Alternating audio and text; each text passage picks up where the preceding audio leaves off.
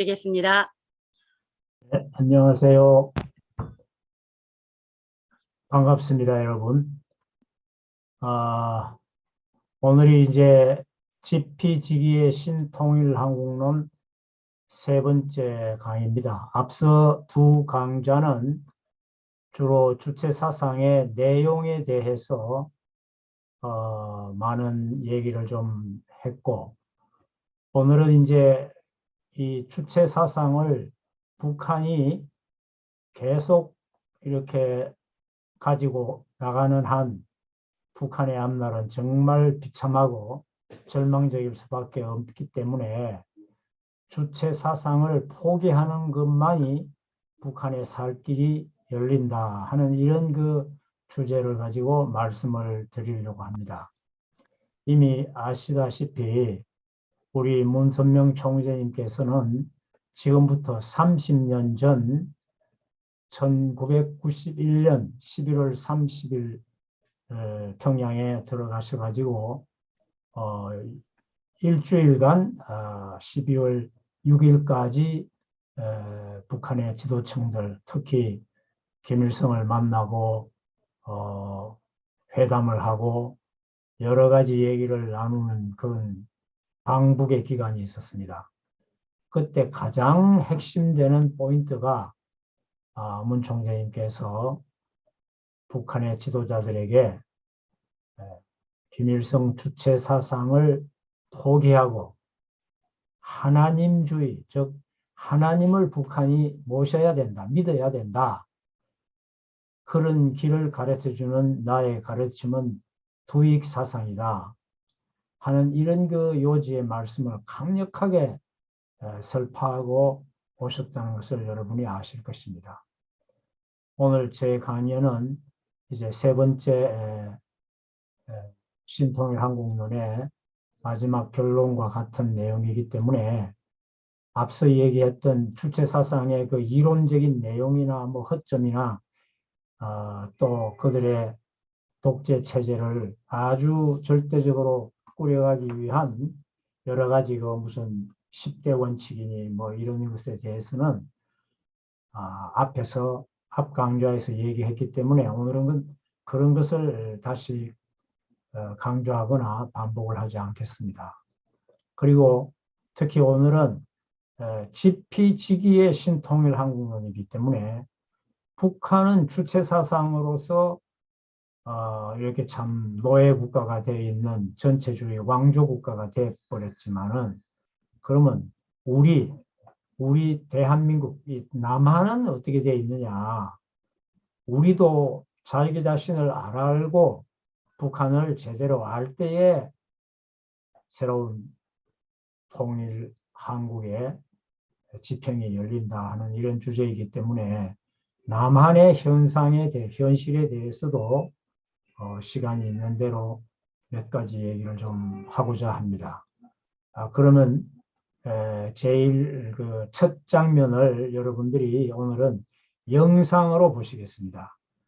문 총재님께서 1991년 12월 30일 북한에 가셔서 일주일 동안 계시는 동안에 만수대 의사당을 이제 북한의 지도층이 안내를 하는 이런 그 장면으로부터 시작이 되겠습니다. 한번 들어보시죠. 예.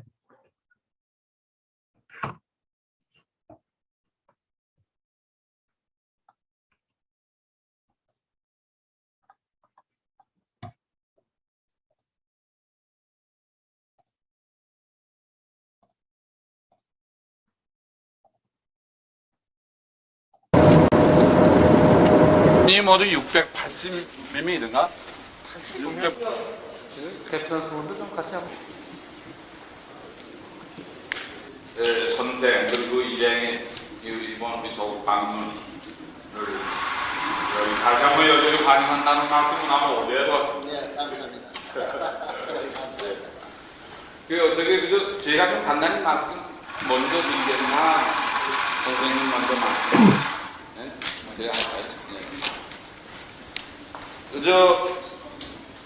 푸는 것보다 진행했으니까 말이요. 그래서 너희들이 좋을 수 있는 찾아가라. 우리 후원해주마. 그럼 다 끝났대요. 그러게 뭐다 하니까 문제가 벌어지지. 남한도 그렇고 말이고 북한도 그렇고 말이지. 자기들 기억만이 옳다고 하고 그래서 안 된다. 내가 그렇습니다. 한번 털어봐야거든요. 그것을 타고 그 틀린 거예요. 그게 딱 우리 조선민족 제1주의 정신하고도 신통이도 비슷하다고요. 그래서 나 오늘 저 문선명 선생이 그 철학이지, 사상이지. 아주 집약해서 제가 말씀해 주셔서 그대를 정확하게 보고를 하죠. 진화론이 있기 전에 진화이 많이 봐서 갑자기 진화론이 있기 전에 순놈 안무 남자 여자 상대를 되는 이 진화론은 먼저 무엇이냐 나중에 봤어요. 난 정체거든요. 할 수 있어. 이런 원리를 주고 내가 볼 때 하나님이 영원하니까 우리는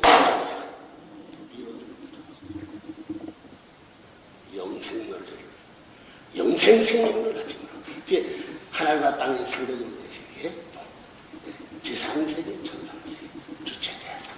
그렇기 때문에 마음세계, 몸세계가 마음 같은 세계의 주체세계가 영적 세계, 몸세계의 상대적 세계, 몸쪽 세계, 몸마음이 하나죠. 하나님 보지 않지.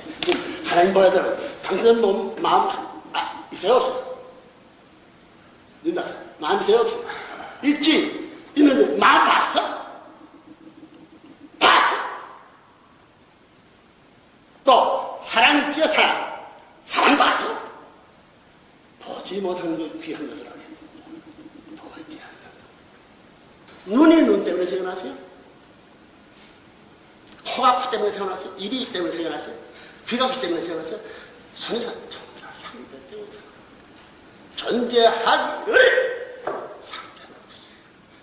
이거 모르면 안 됩니다. 여러분 정제가 지금 단순히 세계를 한도를 잡았던 젊은 사람들이 제 하나님 이런 식으로 가지고 공식적으로 전쟁해가지고 하나님 아는 거죠. 하나님의 사랑을 채웠다는 거예요. 몸 마음이 전부 다 하나 돼가지고 하나 돼 있는데 부정할 수 있어요. 몸 마음이 24간 하나 돼가지고 기쁨을 느끼는 거야. 그래서 하나님은 말이요 음차와 같이 주파수 같으면 음차 알죠? 마음이 땅 때리면 몸이 같은 물입니다. 무엇에 있어서의 이게 몸 마음이 하나님 참사랑의 방향이라 잃어버렸다. 이게 때문에 태화나기를 못 들어버렸죠. 색깔 같은 거 자기 때문에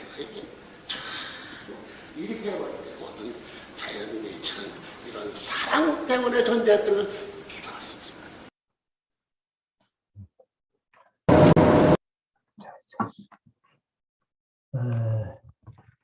여러분, 그 영상에서 보셨듯이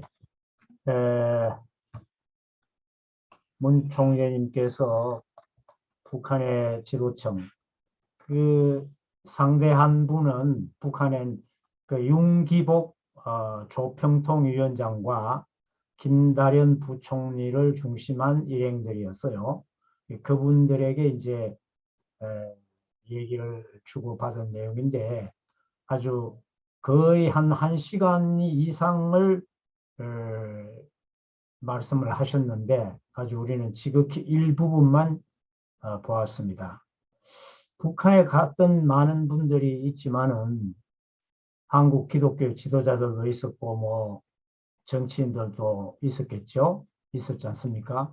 그런데 북한에 가셔서 저렇게 문선명 총재님처럼 북한의 지도층을 대면해 가지고 주체 사상을 내려놓고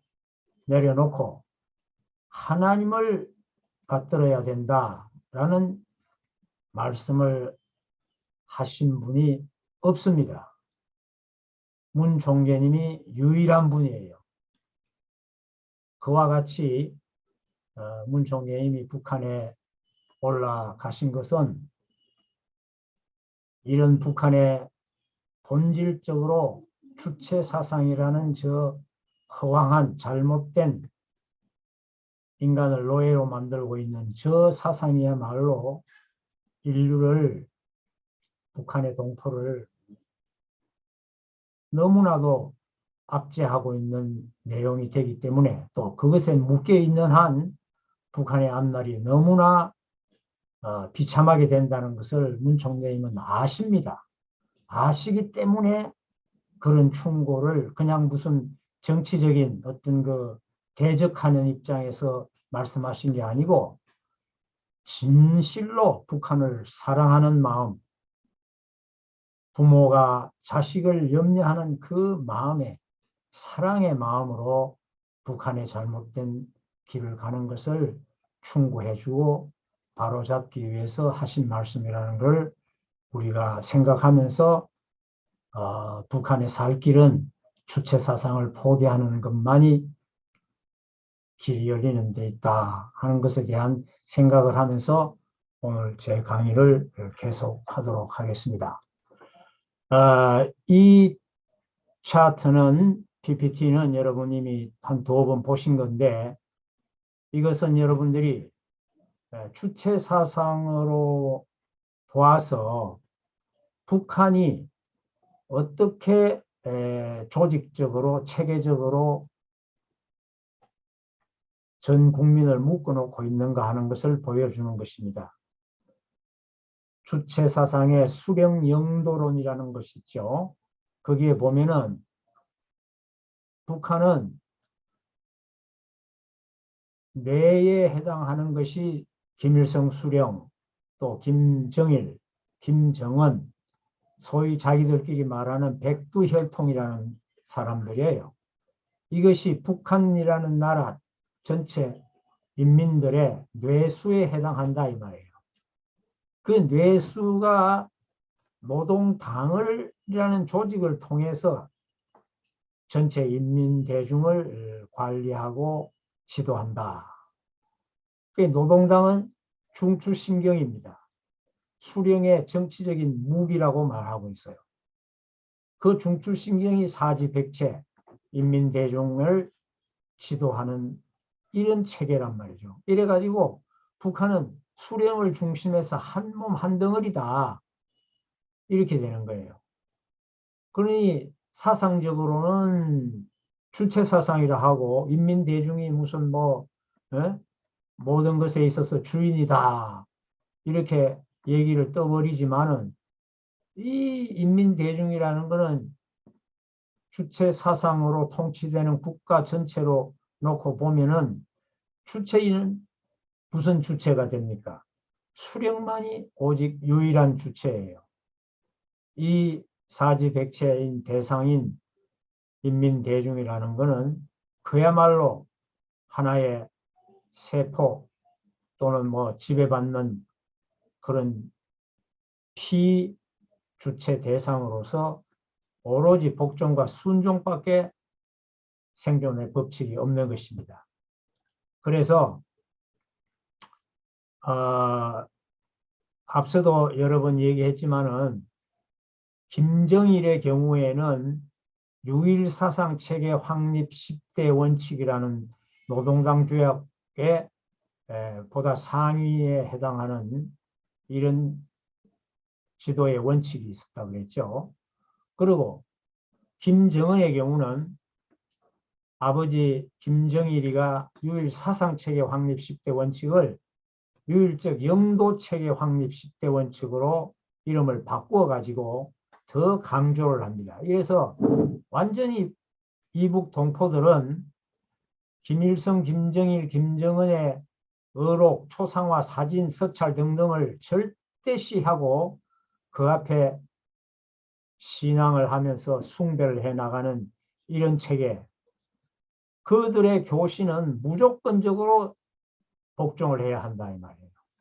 그들의 의록이라는 걸 신조화하고 혁명 사상을, 소위 말하는 김일성 주체 사상에 입각한 북한의 혁명을 완성하고 남조선을 적화해서 통일해 나가야 하는 이것을 대를 이어서 충성을 바쳐 나가야 되는데, 조금이라도 부족하거나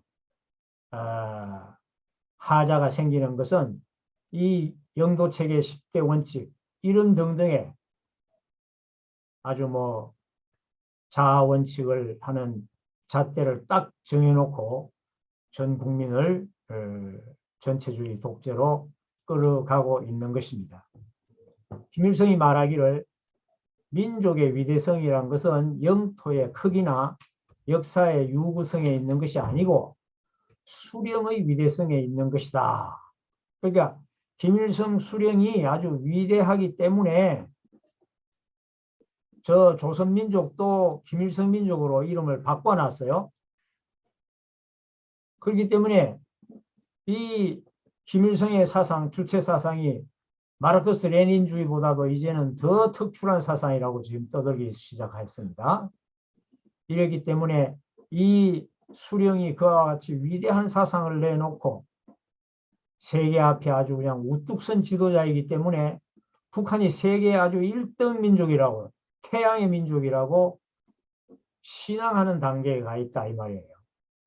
이런 저 북한이 되어 있는 것을 볼 때에 우리가 정말 앞으로 어떻게 해야 되는 것인가 하는 것을 생각해 봐야 됩니다.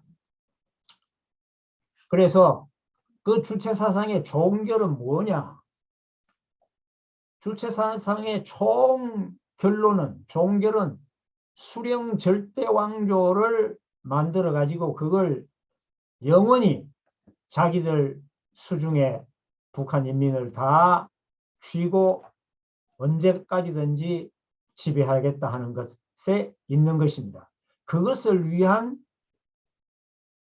이데올로기요, 명분이요, 무슨 뭐 행동 강령이요, 모든 것이다 이 말이에요. 그래 보십시다. 백두혈통의 수령들은 김일성, 김정일, 김정은이죠. 지금 할아버지, 아버지, 손자 때까지 3대가 지금 이어받았어요. 지금 전 세계에서 아버지 권력을 자식이 이어받고 다시 그 손자가 아버지로부터 권력을 이어받아서 저렇게 독재적으로 전체적으로 사람들의 사상과 정신을 지배하고 생활 일체를 지배하고 의식주를 다 지배하는 이런 나라가 북한 이외에는 없습니다. 그래서 이들이 말하는 한마디 한마디 소위 교시라고 하는 것은 가장 강력한 절대적인 힘을 갖는다는 거예요. 그래서 조직적으로는 김일성, 김정일, 김정은이를 떠받치는 조선노동당이 있습니다. 노동당. 이건 뭐 노동당이라는 거는 유일정당이나 마찬가지죠. 여기 뭐 허수아비 정당을 몇 개 이름만 갖다 놨지만은 그거는 있으나 마나한 거예요. 하여간 유일적인 일당 독재예요. 일당 독재. 그 일당 독재에는 노동당 규약이 있습니다. 이 당의 규약이 있는데 그 규약을 총괄적으로 지배하는 것이 1973년에 당의 유일사상체계 확립의 10대 원칙이라고 해서 김정일이가 죽기까지 이것을 계속 이끌어 왔습니다. 뭐 거의 30년을 지배해 왔단 말이죠. 그러다가 이제 김정일이가 죽고 난 다음에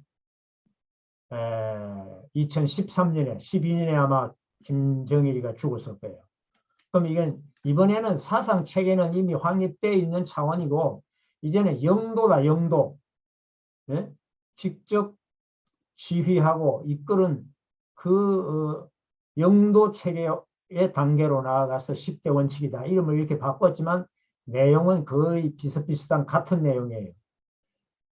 아주 이 내용은 이미 여러분들이 앞으로 앞 강좌에서 이미 소개를 해드렸기 때문에 강조를 하지 않겠습니다. 이거를 모든 이북의 참 동포들은 여기에 거미줄처럼 얽혀있는 이 속에 붙들려서 옴짝달싹할 수 없는 것입니다. 아침에 눈을 뜨면 저녁에 눈을 감을 때까지 어쩌면 잠자리에서 잠꼬대마저도 이 내용에 어긋난 헛소리를 했다라고 같이 잠을 자는 사람 누군가가 가족이라도 들었다가는 큰일이 날 정도의 생활이다 이 말이에요. 얼마나 참 무서운 전체 독재주의냐 하는 걸 생각해야 됩니다. 과거에 역사상에 나타났던 어떤 왕조도 이렇게까지는 못한 것입니다. 정신과 생활 전체를 다 주관하는 북한 세계라는 것은 그야말로 악마적인 사탄이 있다면 그 사탄의 현실적 체제예요.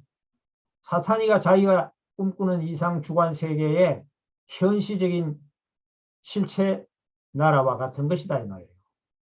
그러면 이 조선노동당으로부터 이제 지배를 받는 게 북한이라는 소위 자기들이 말하는 국가예요. 그 국가 이름도 조선민주주의 인민공화국이라는 아주 그럴듯한 이름을 붙여놨습니다. 조선민주주의래요. 얘들도. 일당 독재, 이런 독재를 하는 사람들이 나라 이름이 민주주의요. 그리고 인민들의 공화국이래. 공화국이라는 말이 뭡니까? 독재국가가 공화국입니까? 전체주의가 공화국입니까? 이름 자체에 벌써 이거 모순되는 얘기지만은 이렇게 자기들의 이름은 아주 근사하게 붙여놓는 거예요. 예? 자, 이 공화국을 주관하고 이끌어가는 원칙이 헌법이 있겠죠? 헌법이 김일성, 김정일 헌법이라는 이름이 붙어 있습니다. 예. 그래서 2016년 6월 29일까지 김일성, 김정일, 김정은 때까지 와서 헌법을 계속해서 고쳐나가는데 헌법을 고치거나 노동당 규약을 무슨 개정을 한다고 하는 이 모든 과정은 어떻게 하면은 이 독재 체제를 전체주의 왕조 저들의 권력을 더 철저히 강화시키느냐 하는데 목표가 있다 이 말이에요. 모든 것이 전략 전술적이다. 대외적으로는 특히 더 그렇습니다. 그리고 그 밑에 이제 여러 가지 하위 기관이 있고 소위 말하는 법령들이 있습니다. 이런 체제에 살고 있는 북한 인민들이다 이 말이에요. 이 법령의 지배를 받는 하위에 일반 백성들이 있을 거 아닙니까? 인민들이 있을 거 아닙니까? 여기에 이런 나라이기 때문에 주체사상이라는 것의 총 결론은 어디로 가는 거냐? 수령 절대 왕조, 백두혈통이라고 저들이 떠듭니다. 백두산 일대가 김일성, 김정일이가 거기서 항일 독립운동을 하던 성지와 같은 곳인데 거기에서 태어난 사람들이래. 백두산의 그 성지의 길을 받고 태어났다고. 이런 얘기를 거의 신앙 단계로 하는 거예요. 신앙 단계로. 기독교에서 하나님을 믿듯이 안 하면 죽어요. 이런 식이야. 자, 이와 같은 것을 우리가 전제로 하고 북한이 이런 나라라는 걸 알고 주체사상을 걷어내라, 포기하라는 말씀을 문선명 총재님이 북한에 올라가셔서 그야말로 이런 독재 전체주의적인 이런 무시무시한 환경 속에서 이런 담대한 얘기를 하셨다는 것을 여러분들이 기억하셔야 됩니다. 나는 그때에 세계일보에서 제가 봉직을 하고 있었습니다. 문 총재님 일행을 모시고 간 분이 북한에 가실 때 모시고 같이 참 그 북한에 갈 수 있는 실무적인 여러 가지 접촉을 했던 분이 박보희 세계일보 사장님이에요. 박보희 사장님이 이제 문 총재님 일행을 북한에 가시게 다 정리되는 그 과정에서도 그랬지만 결정적으로 이제 언제 출발한다고 하는 날짜가 정해졌을 때부터 저는 박 총재하고 여러 번 회의를 했습니다. 가신 뒤에 어떻게 문 총재님 일행이 북한에 가셔서 하시는 한마디 한마디 말씀이라든가 또 어떤 방문하시는 거라든가 누굴 만나는 거라든가 회담할 때 어떻게 우리가 그 내용을 신속히 입수해서 국내에 보도를 할 수 있겠는가. 그걸 보도하지 않으면은 온갖 억측과 비난과 비판에 휩싸여서 완전히 모든 갔던 목적이 어그러질 수 있기 때문에 너무나 저는 심각했습니다. 그때. 그래서 문 총리님 일행이 가실 때 우리 신문사 기자들을 북경공항 주변에 가서 대기시키고 북한은 이렇게 같이 따라 들어갈 수가 없었기 때문에 허락하지 않기 때문에 그래서 매일 북한에서 나오는 비행기편 한 편을 통해서 문 총재님의 그날 또는 그 전날에 모든 일정을 다 메모한 사람이 나와서 북경에 나와가지고 전달하면 그걸 우리가 받아서 거기서 사진도 쓰고 기사를 송고를 받아서 우리가 국내에 보도를 했던 것입니다. 그때를 저는 지금도 생각하게 됩니다. 30년 전이지만은 생각해 보십시오. 문 총재님이 그때까지 국제성공연합을 전 세계적으로 이끌어 오시지 않았습니까?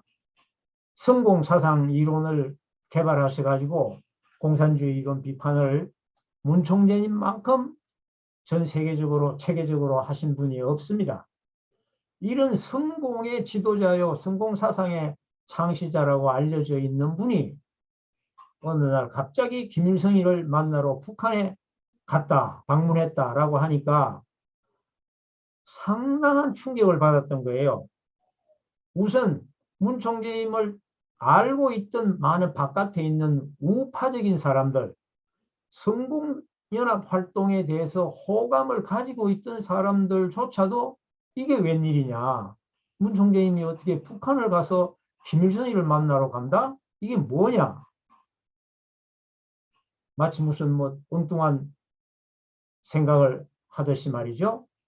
그렇게 쳐다보는 시각도 있고 또 국내의 다른 언론사들 예를 들면 조선일보라든가 동아일보라든가 무슨 뭐 중앙일보라든가 경향신문이라든가 그들의 신문사의 논조가 보수적이고 아주 강력한 반공신문인 입장에 있다 하더라도 종교적인 편견도 있을 수 있고 또는 의구심을 가지고 마치 문 총재님하고 김일성이가 만나는 게 무슨 다른 생각을 가지고 저러느냐 이런 관점에서 얼마나 억측과 추측으로 비판적인 기사가 막 쏟아져 나오기 시작했어요.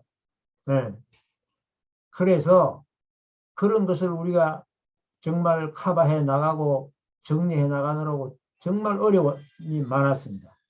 어떤 날은 이 우파에 많은 어떤 사람들은 말이죠. 세계일보에 쳐들어와서 윤영기의 모래를 뿌려버리겠다고 이렇게까지 협박을 하는 날도 있었어요.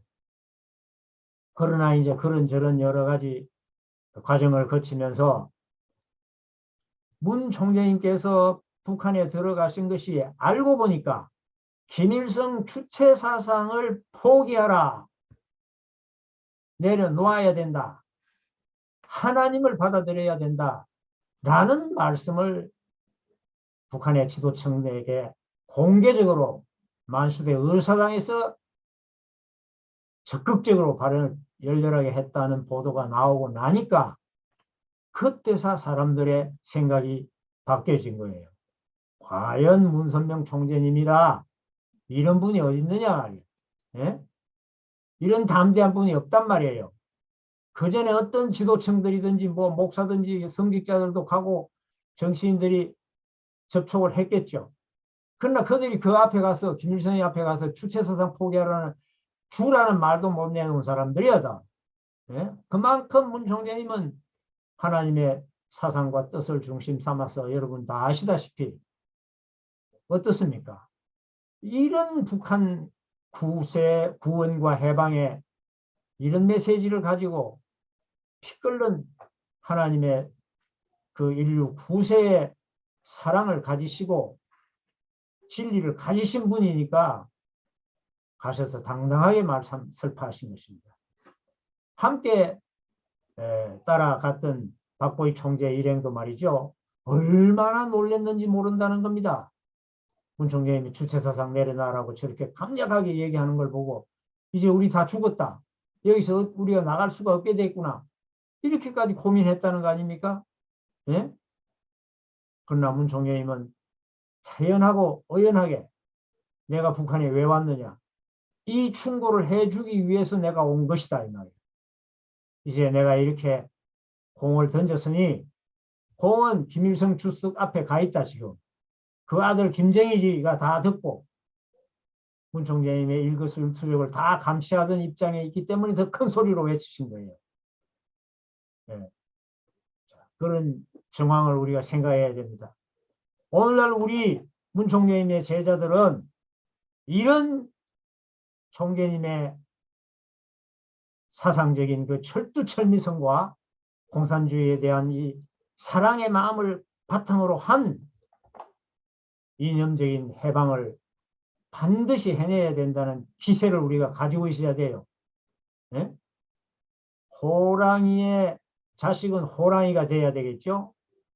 호부견자라는 말이 있습니다. 아버지는 호랑이인데 자식은 개가 돼 있다. 그러면 되겠습니까?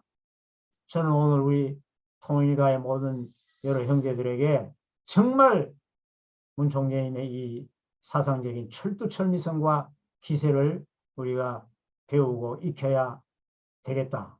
익히는 게 아니라 이미 익혀져 있는 것을 우리는 실천해야 되겠다 이 말이에요. 그러면 다음 보겠습니다. 그럼 이제 북한은 이미 저 정도의 사태라 돼 있고 저런 나라가 돼 있는데 그러면 섭리의 어떤 그 중심 국가로서의 한반도 남북이라고 볼 때 가인 쪽은 저렇게 돼 있고 그럼 대한민국은 어떻게 돼 있냐? 이 남한은 아벨권은 지금 어떻게 돼 있냐 하는 것을 잠깐 살펴보겠어요. 남한에는 소위 운동권이라는 것이 그런 세력이 있습니다. 이 운동권이라는 말은 뭐냐면 대학생 시절부터 김일성 주체 사상의 영향권에 들어가 가지고 자기들이 민주 세력이라고 모든 것에서 선전하고 선동하면서 남한 정부에 대해서는 아주 독재다, 봉건주의다, 무슨 별별 미국의 식민지 정권이다 이런 식의 얘기를 하면서 김일성이가 남한을 적화시키려는데 전략적으로 내놓은 그 혁명 이론을 뒤따라가면서 의식화되었던 그룹이 나왔단 말이에요. 그게 제일 심했던 때가 1980년대입니다. 이때는 대한민국이 박정희 대통령이 서거를 한 뒤에 군인인 전두환 대통령과 노태우 대통령이 이어받아서 집권을 하기 때문에 마치 군사 정권이다 라는 입장에 세워가지고 공격하기가 대단히 좋았어요. 그 길을 그냥 넘어가겠습니까? 북한의 전략 전술상 남조선에 대한 통일 전선에 여러 가지 고리를 찾아내는 데는 젊은 청년 학생들에게 선동을 했던 것입니다. 여기 왼쪽 그림은 80년대의 상황이고 2020년대 상황은 이 오른쪽입니다. 대학가가 이렇게 돼 있던 것이 이렇게 바뀌었어요. 잠깐 그림을 봅시다. 먼저 80년대. 여러분 보시면 압니다. 이게 뭐 대학이에요. 이게 뭐 서울에 있는 어떤 건국대학이라는 곳에서 이렇게 전국에 있는 학생들이 모여와 가지고 이런 식의 학교에 폭력적인 사태를 일으키고 있었습니다. 자, 이것은 무슨 86년도 얘기죠. 이것도 대학가에서 벌어지는 얘기입니다.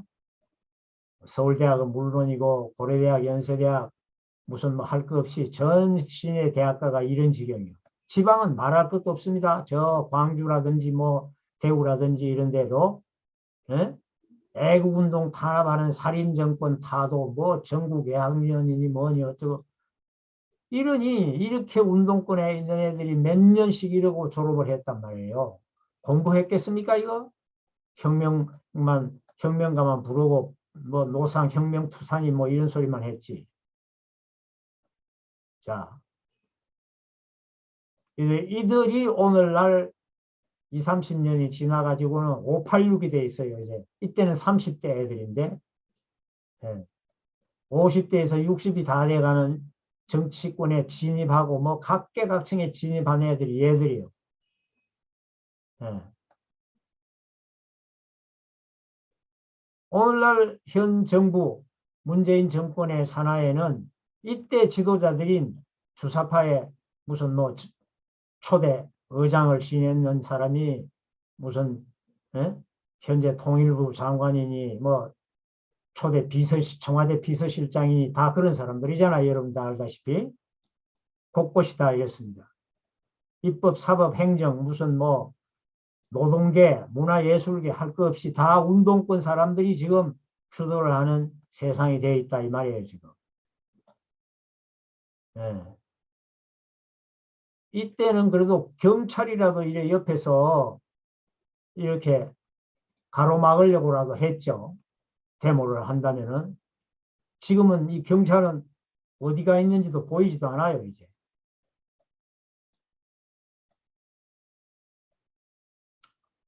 그 시절 80년대 중반 이후로부터 여러분들 가운데 오늘 강의를 듣는 분들이나 뭐 일본에 계시는 여러 식구인들은 우리가 월연구회라든지 기독학생회라는 이런 운동을 통해서 남북통일 전국학생총연합을 한국에서는 통학연이라고 불렀습니다. 이거를 결성해가지고 소위 저렇게 언필칭 민주 세력이래. 저 민주화 운동을 한다는 좌익 학생들과 우리는 이렇게 싸웠습니다. 여기 보십시오. 여기. 이렇게. 예? 이게 소위 말하는 종로 5가에 그 옛날에 서울대학교 문과대학이 있었던 그 자리에서 우리가 큰 성공 벌기 대회를 했잖아요. 북한해방 시민학생 실천대회라는 이 대회를 할 때 아마 여러분들도 많이 여기에 참석했을 거예요. 일본에 오셨던 분들이 여기에 그때 무슨 큰 행사가 있어서 와가지고 끝나고 다 여기에 참여하라 해서 이리 오셨잖아요. 그때 우리들을 지도해 주시던 대학 교수로서는 대표적인 이학영 박사님이라든가 우리 협회 제일 원로 되시는 김영희 회장님이라든가 그리고 대학 교수 중에 있는 여러 대학 교수들도 여러분들과 더불어서 제가 윤세원 선생님도 여기 보이네요. 여기 제가 여러분들 앞에서 주제 책임자로서 강연을 했던 사람으로 우리 학생들 여기 보십시오. 네?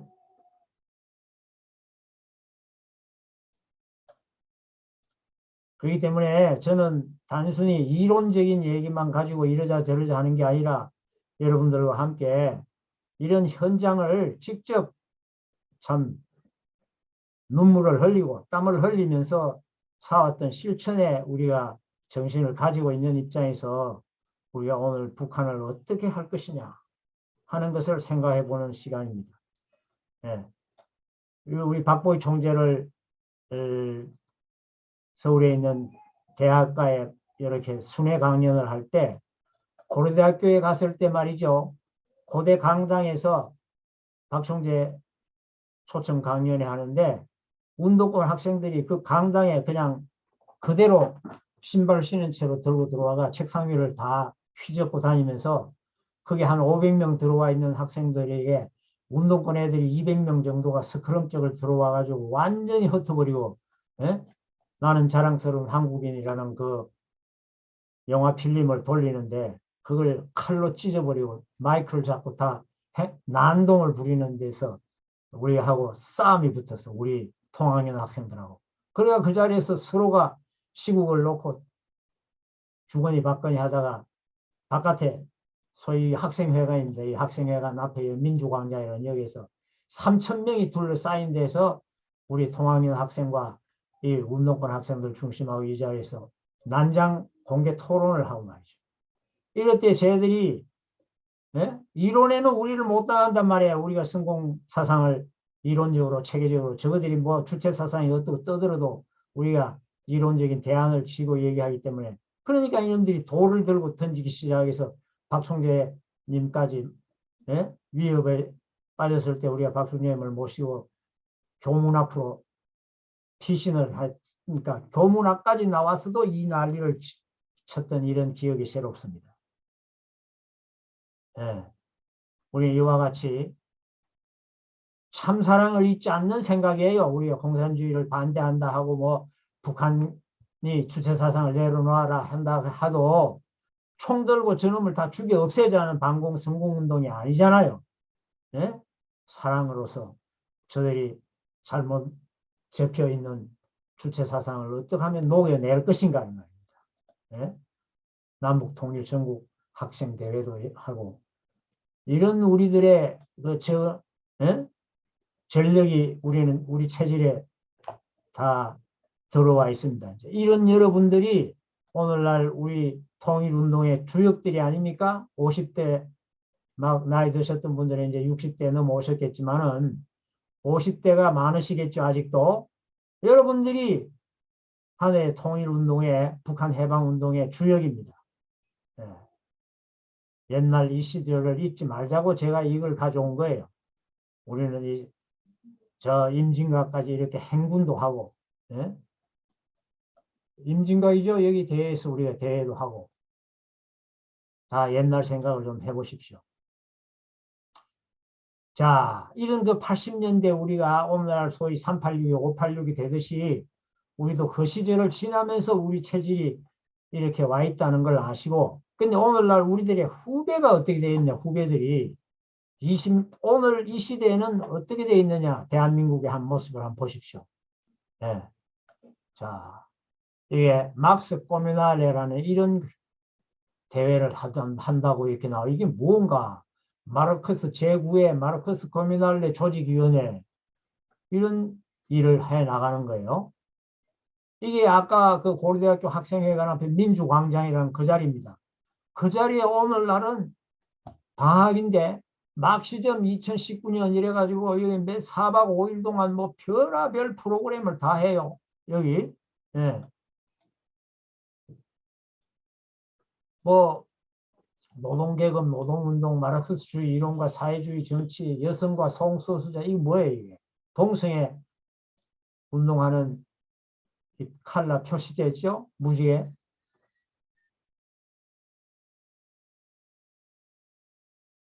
감흥의 유물론, 기계와 생명, 감정의 동양. 자,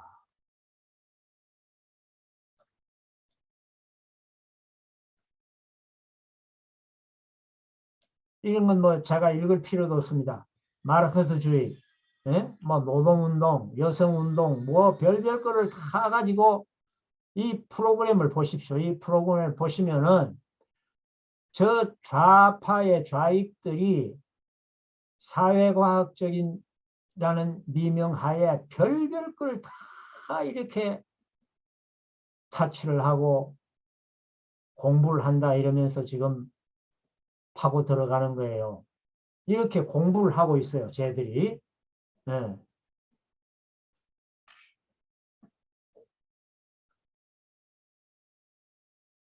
뭐 공동체가 어떻고 무슨 뭐 일일이 이걸 다 제가 읽을 필요도 없습니다. 네? 여기 뭐 이런 데 그리스도교 연구소, 한국민중신학회, 네?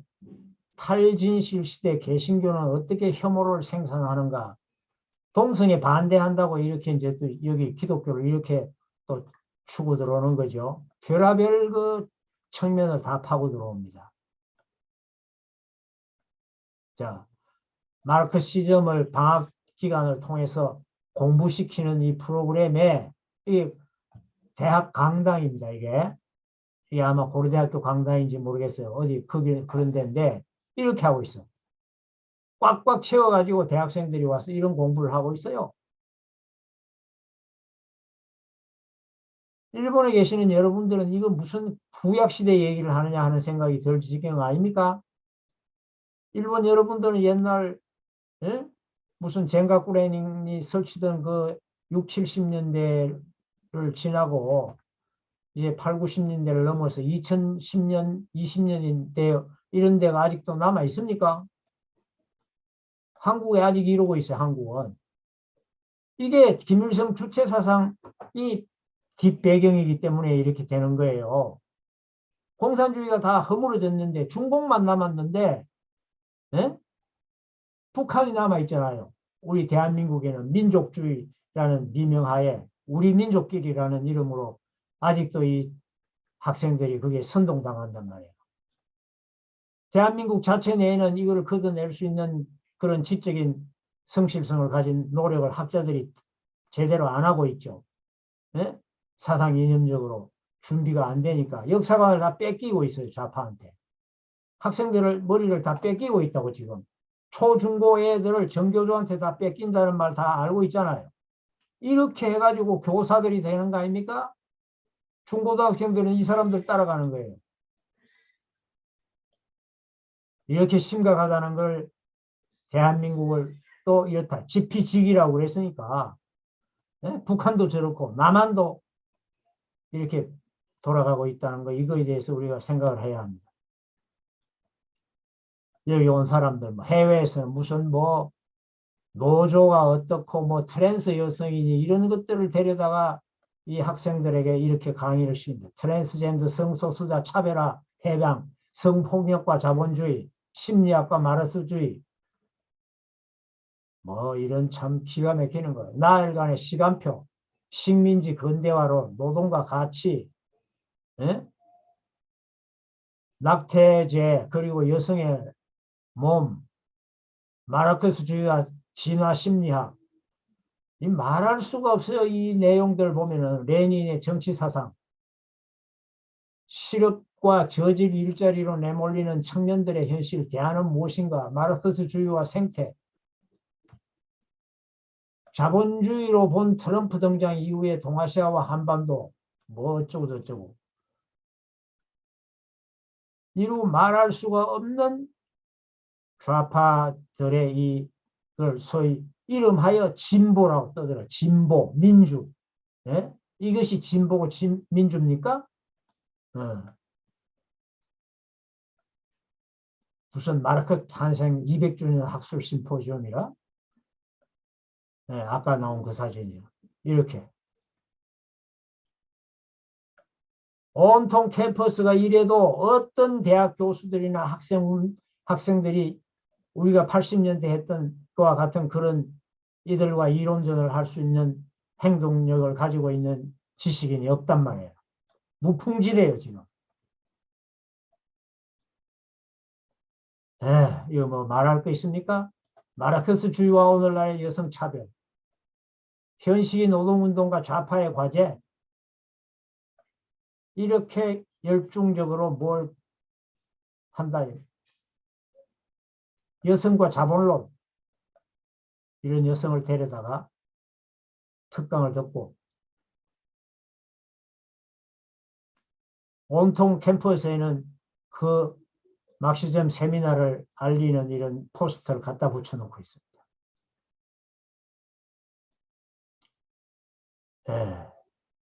더 이상 말할 거 뭐 있겠어요. 자, 여러분 박종철이라는 사람을 아시죠? 왜 1990 그때가 2000 박종철 씨가 1987년도 87 소위 민주화의 그 전두환의 그 정권 7년째에 노태우 정권이 들어서기 직전 1987년 체제가 민주화 체제라고 그러잖아요. 그 운동권들이 80년대 적극적으로 85, 6년, 7년 나서서 민주화라는 이름을 가지고 이렇게 곳곳에서 들고 일어났을 때 대한민국의 많은 지식인들이 넥타이 부대라고 해요. 그 학생운동권이 그렇게 떠드는 걸 같이 도와주고 나섰잖아요. 그때 서울대학교 학생 박종철 군이 무슨 남영동 대공분실에 가가지고 취조하는 그 취조관들한테 고문당해서 죽었다는 얘기 알잖아요. 탁 하니까 억하고 죽었다. 그 말에 그 박종철이에요.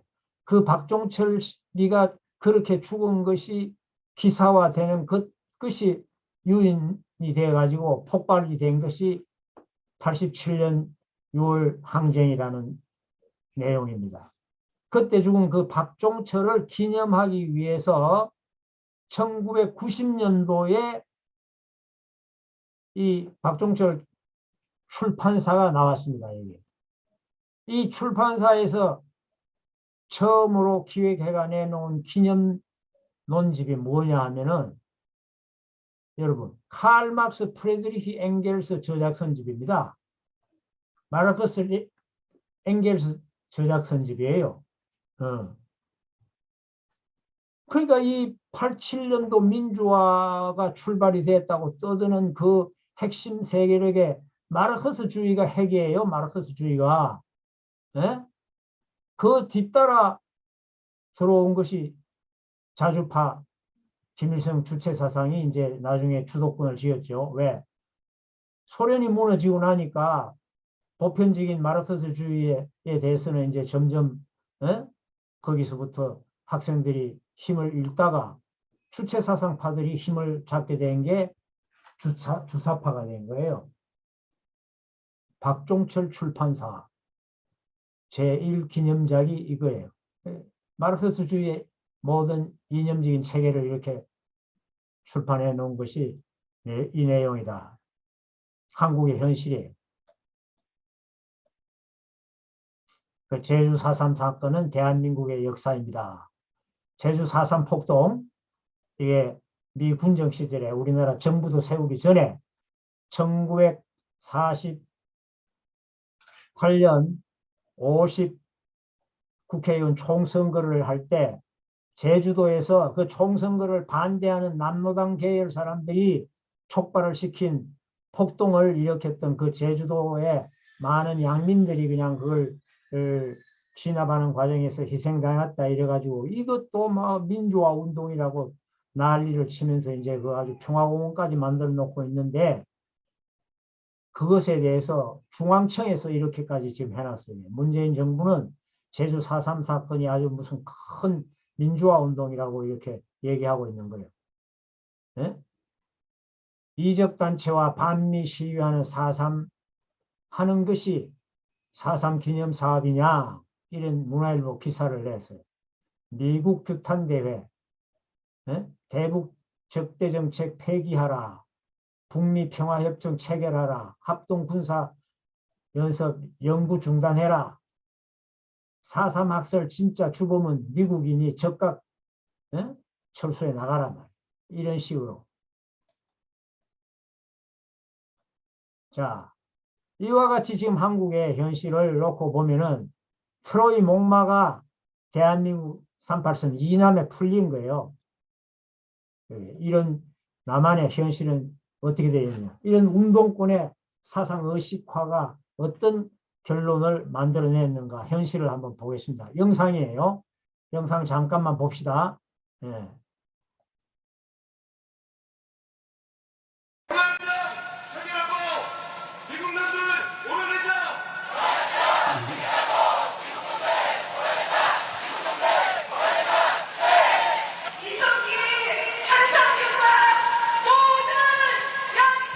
이게요, 평양이 아니라 이게 가문 시청 앞입니다. 시청 앞에. 이거 설명 안 하면 약간 평양처럼 보이죠. 평양처럼. 전쟁 연습 중단하라. 기가 막혀. 이게 서울의 중심부, 대한민국 심장부에서 이따인 일이 일어나는 거예요.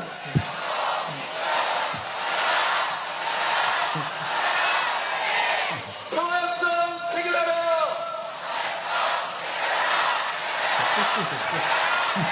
저거 봐요. 한일 군사협정 폐기하라.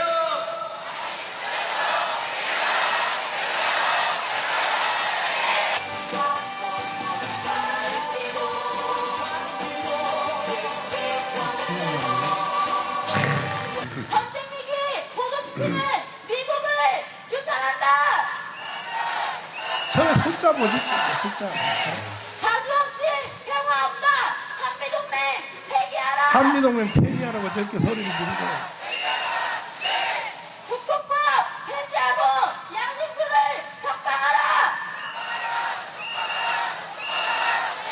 미국을 싸들고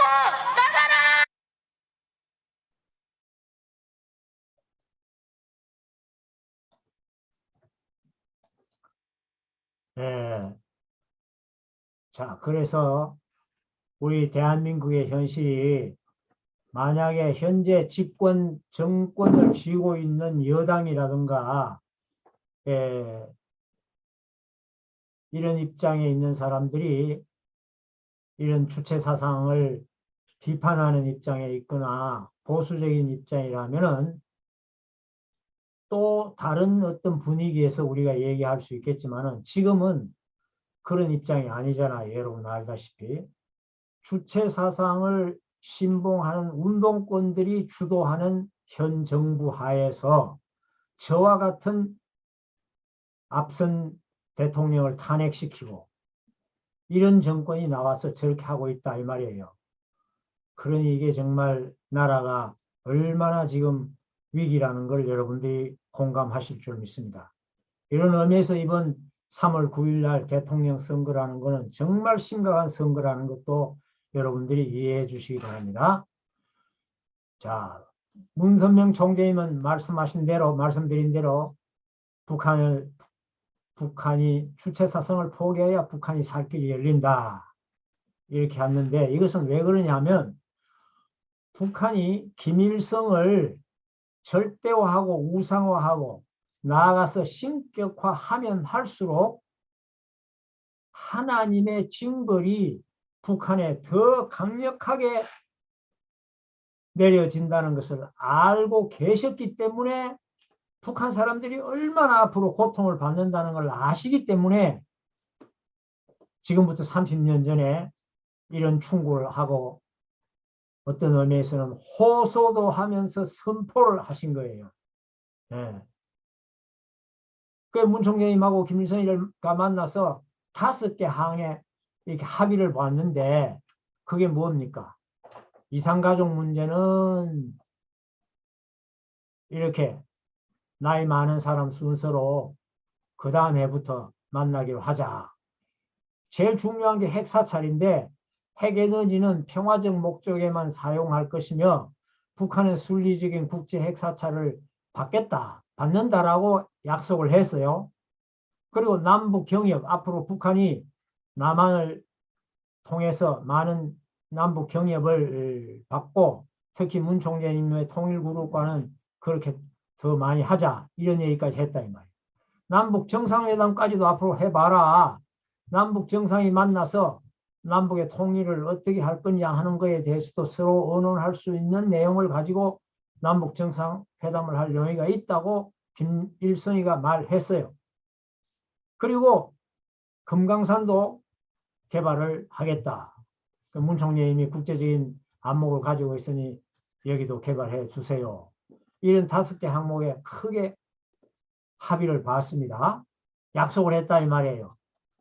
만약에 김일성이가 문 총리님하고 이렇게 합의하고 약속한 거를 지키고 그 아들들이 그대로 따라서 지켰다면 북한이 오늘날처럼 저렇게 변질이 안 되고 저렇게 안 가고 유종의 미를 거두어 쓸 수도 있고 지금쯤 남북과 북이 손을 잡고 공동 번영의 길에 들어섰거나 통일의 자리에까지 나갔을 수도 있는지도 모릅니다. 그런데 그렇게 안 된 것이 이게 웬일이냐 이 말이에요. 자, 그러면 저는 이 내용을 잘 알아요. 1991년 12월 6일 문김 회담 합의의 그 영향으로 그로부터 일주일 뒤가 되면 같은 91년 12월 13일이잖아요. 이날 무슨 일이 있는가 보세요.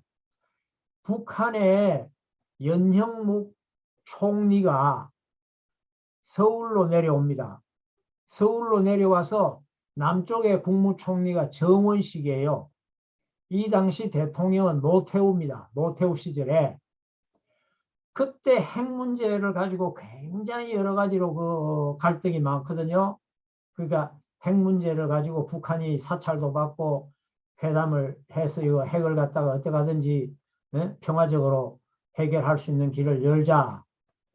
이렇게 얘기를 주거니 받거니 하면서 안 되고 있을 때 문 총리님이 북한에 올라가셔서 저런 합의를 해놨단 말이야. 그러니까 김일성이가 바로 그 다음 날부터 자기 쪽에 있는 총리 이 사람들한테 정리를 시켜가지고 남쪽으로 내려가가지고 남북 기본 합의서를 채택하게 만들어요. 남북 화해, 남북 교류 및 협력, 남북 불가침 등을 타결하게 만듭니다. 일주일 사이에요. 일주일 사이. 이거는 정말 하늘이 역사하신 거지. 예? 문 총재님의 김일성에 대한 어떤 영향력이에요. 예? 김일성이가 그때는 문 총재님의 말을 듣겠다, 들으면 좋겠다라고 생각했을 수 있죠. 예. 하나의 표시입니다. 그래서 그렇게 한다고 해놓고 이제 회담을 주거니 받거니 하면서 한 달 뒤에 91년 12월 13일 날 했던 것이 1월 31일, 92년 1월 31일에 한반도 비핵화 공동선언을 한 거예요. 판문점에서 남북 총리가 서명을 했습니다. 아까 그 사람들이. 그게 남과 북은 핵무기 시험 제조 생산 접수 사용을 안 한다 그랬고, 남과 북은 핵에너지를 오직 평화적 목적에만 이용한다. 문 총재님하고 약속한 거하고 똑같잖아요. 남과 북은 핵 재처리 시설과 우라늄 농축 시설을 보유하지 아니한다. 비핵화를 검증하기 위해 상대측에서 이 뭐 다 NPT에 가입해서 이거 다 절차 받는다 그러고 이 다 했단 말이야. 이렇게 철석같이 약속을 다 해놓고 오늘날 어떻게 됐어요? 북한이 이 약속 지켰습니까? 완전히 핵 보유국으로 돌아서잖아요. 그러니까 이 사람들은 겉으로는 좋은 얘기 다 해. 회담할 때는 저들이 불리하거나 약한 입장에 있을 때는 회담한다 그래. 그러고는 뒤돌아서서는 반대로 가는 거예요. 그러니까 문 총재님을 만나서 김일성이가 그렇게 하겠다고 하는 거, 일시적으로 그렇게 하겠다고 한 것이 어떤 영향력을 가지고 전략적으로 했는지는 모르지만은 결과적으로 보니까 안 하는 거야. 남북 기복 합의서와 한반도 비핵화 공동선언의 약속을 일방적으로 기만하고 핵개발을 하고 도발해온 역사입니다. 그 뒤로. 그러니까 어떤 일이 일어났느냐. 1993년 3월 달에 북한이 유엔 안보리의 NPT 탈퇴를 통보합니다. 예? 무슨 뭐 국제 핵사찰을 받거나 관리받는 그 자리에 우리는 탈퇴해버린다. 저들 마음대로 하겠다. 그러다가 문 총재님을 만난 뒤인 3년 뒤에 김일성이가 사망합니다. 1994년 사망하고, 김일성이 죽자 말자 북한에는 94년 말부터 95년부터 북한에는 말할 수 없는 자연재해와 천재지변이 계속 벌어져요. 계속해서 홍수 피해, 가뭄 피해, 농사는 계속해서 흉년이 들어요. 흉년이. 그래서 북한이 말하는 수백만이 굶어 죽는 고난의 행군이 시작되는 해가 20, 30년 동안 계속되는 일이 벌어진다 이 말이에요. 야. 그런데도 불구하고 김일성이가 죽고 나니까 이 사람들이 어떻게 했느냐. 김일성을 완전히 하나님의 자리에 갖다 얹혀놓는 게 이게 김일성이가 살아 생전에 여러분 잘 지난번에도 한 2번 얘기 드렸죠. 북한에 1907년 세계 최초로 성령 폭발을 일으킨 1907년 장대현 교회에 대한 얘기를 하지 않았습니까? 널다리 교회, 김선주 목사와 사무엘 모페시 그런 성령의 역사를 일으키고 수많은 기독교 성도들을 일으킨 제2의 이스라엘이라는 평양에 성령의 불길을 일으킨 기독교가 그렇게 부흥을 시킨 그 자리, 그 널다리 장대현 교회를 다 뒤집어 엎고 거기에 김일성 집무실을 세웠다는 거 아닙니까? 그 김일성 집무실, 성령에 폭발했던 그 자리에 그 교회에 다니던 우리 아버님이 평양 올라가셔서 총재님 평양 가셔서 계실 때 성령의 이끌림을 받아서 문 총재님을 따라 나온 그 초창기에 옥세연 할머니라든가 김인주 순회사님이라든가 김원필 선생님이라든가 이런 분들이 장대현 교회 출신들이에요. 이 그 장대현 교회 자리에 이렇게 김일성 궁전이 들어서 버린 겁니다. 예. 그러니까 여기 집무실을 이제 금수산 태양궁전이라고 이름을 붙여놓고 이렇게 어마어마한 성지, 자기들이 말하는 성지를 만들어 놓은 거예요. 이게 뭔지 이런 식으로까지 다 양쪽에 물을 가지고 해자까지 파놓고 말이죠. 예? 김일성이가 죽었을 때 그 시신을 러시아에서 시신이 방부 발라가지고 뭐 보존하는 게, 예? 레닌도 그렇게 만들었으니까 러시아가 그런 기술이 좋았겠죠. 그 사람들 데려다가 수억 원을 들여요. 북한 사람들은 굶어 죽는 행렬이 300만이나 나오는데도 불구하고 이 금수산 궁전 뜯어 고치고 시신 여기에 이렇게 만드는데 7억 8천만 달러를 썼다나 북한 주민들을 3년이라도 먹이고 살릴 그런 양식을 다 썼다는 거예요. 자, 김정일이가 죽었을 때도 이 짓을 해서 같이 이렇게 모셔놨어요. 이런 자리에, 예? 말할 수 없는 이런 몇십 미터짜리 거대한 동상을 세워놓고 여기 가서 이렇게 경배를 하고 매일 새벽에 가서 꽃 올려놓고 여기, 예? 철 맞춰서 곳곳에 이 동상을 관리하느라고 난리요. 이런 동상이 규모가 적고 크고 한 것이 북한에 지금 4만 5천 개 이상이 있다는 거 아닙니까? 예? 북한에는 만약에 남북이 전쟁이 나거나 뭐 외침이 생기면은 동상 지키느라고 정신이 없게 돼 있다는 거야, 지금.